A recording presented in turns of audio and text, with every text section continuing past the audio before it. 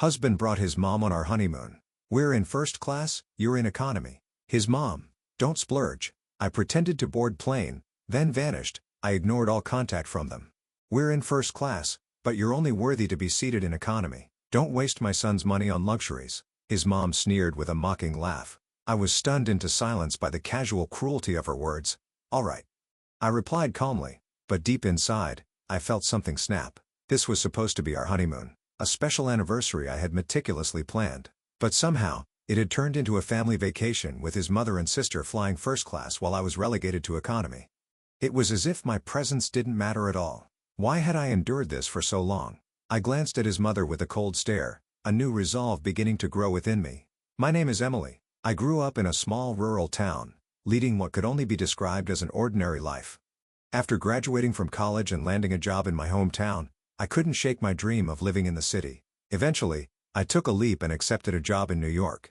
Life in New York was overwhelming at first, but slowly, I began to enjoy it. I adjusted to the city's fast pace and crowds, finding fulfillment in both my work and personal life. One day, I met Chris at a corporate exhibition. Thank you for stopping by. Your presentation was so interesting. It just grabbed my attention. I couldn't help but stay and listen. His words made me smile instantly. I had pulled an all-nighter preparing those materials, and it felt rewarding to see my efforts appreciated. The materials were great, but it was the way you explained things that really drew me in. Could I get your contact info? Maybe we could talk more over dinner.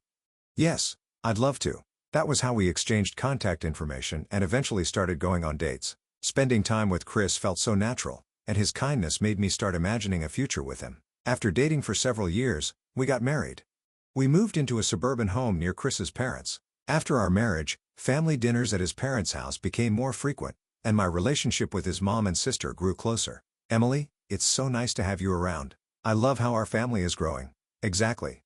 It's so lively now. It's like I finally got the sister I've always wanted. We're going to have so much fun together. Their warm smiles and friendly words put me at ease, even though I felt a little nervous. Thank you so much. I'm really happy to be part of this family. Thanks for being so welcoming to Emily, Mom Sam. I knew that you guys would get along with each other right away. Let's keep supporting each other as a family. Being surrounded by his family gave me a sense of belonging, as if I were truly part of them. But after some time, my role within the family began to change, and it started to seem as if I was expected to take on more responsibilities. At first, it was small favors from Mary and Samantha, helping with errands or tasks. I welcomed these requests, thinking it was a good way to get more involved with the family. Emily, could you come shopping with me? Can I borrow your car this weekend? Of course, no problem. However, these requests gradually became more frequent, and it soon felt like it was expected of me to always be available. Emily, I need your help again. Mary's words started to weigh on me, and I could feel the exhaustion building in my heart. One day, after yet another request from Mary, I decided to open up to Chris about how I was feeling. Lately, your mom and Samantha have been relying on me for personal favors, which I don't mind, but it's starting to become much too frequent that it's starting to wear me out. That just means they trust you. It's normal. They're family, but I don't even get my weekends to myself anymore. I have work too, and it's just a lot to handle. Is it so wrong to want to relax on my days off? I said it with a hint of frustration, and Chris frowned in response.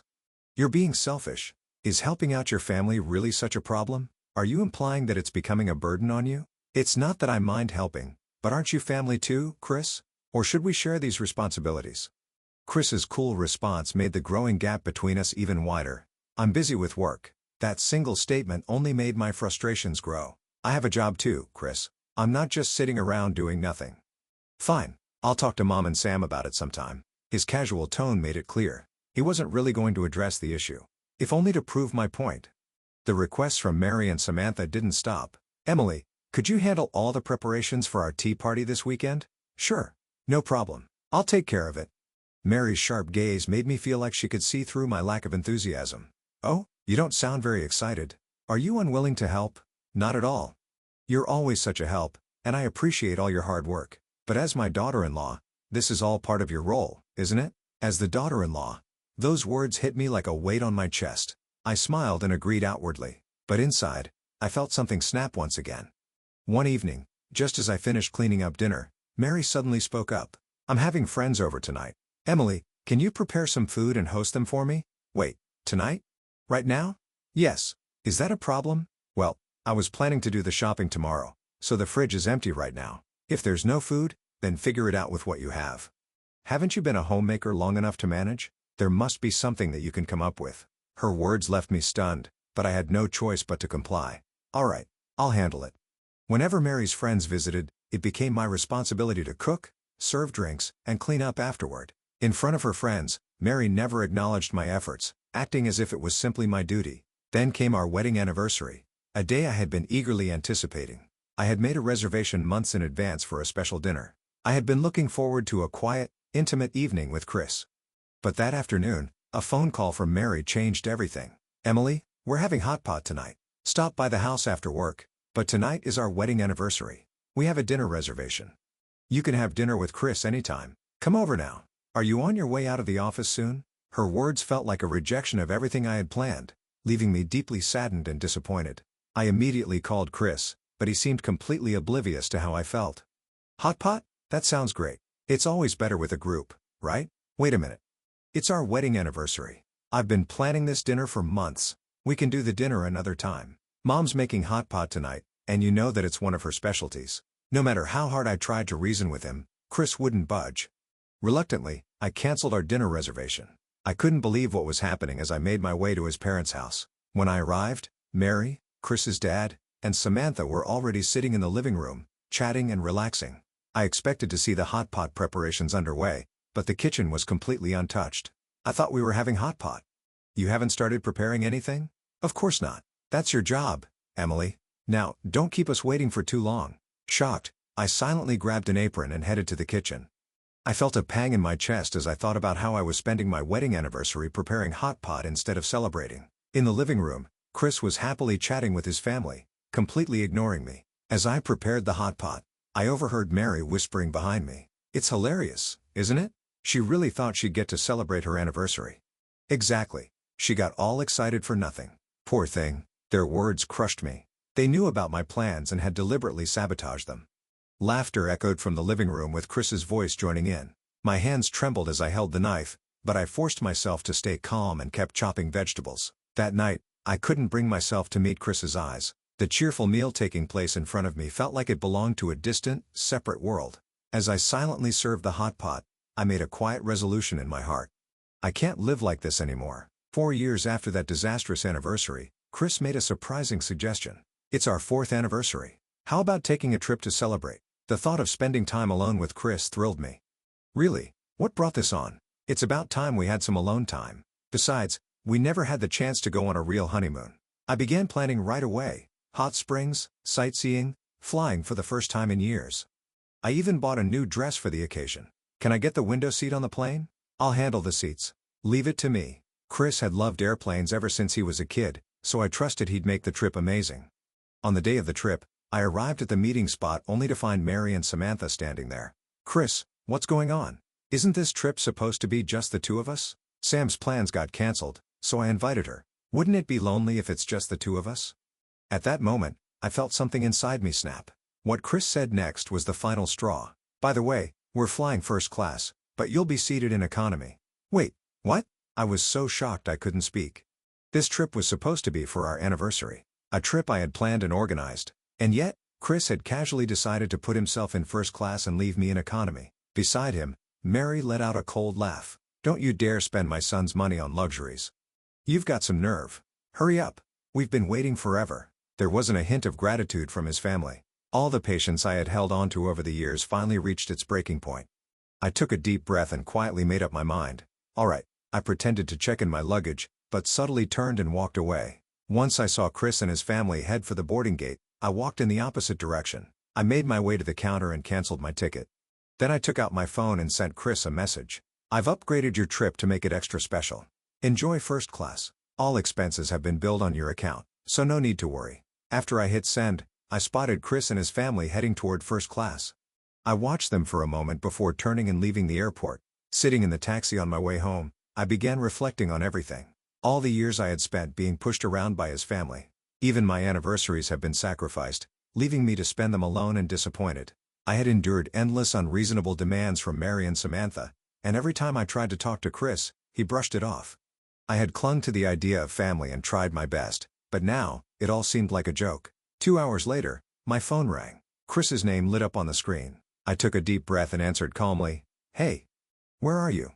What the hell do you think you're doing not getting on the plane? I planned the trip, but I decided I'm not going." "What are you talking about? You can't just walk out on this.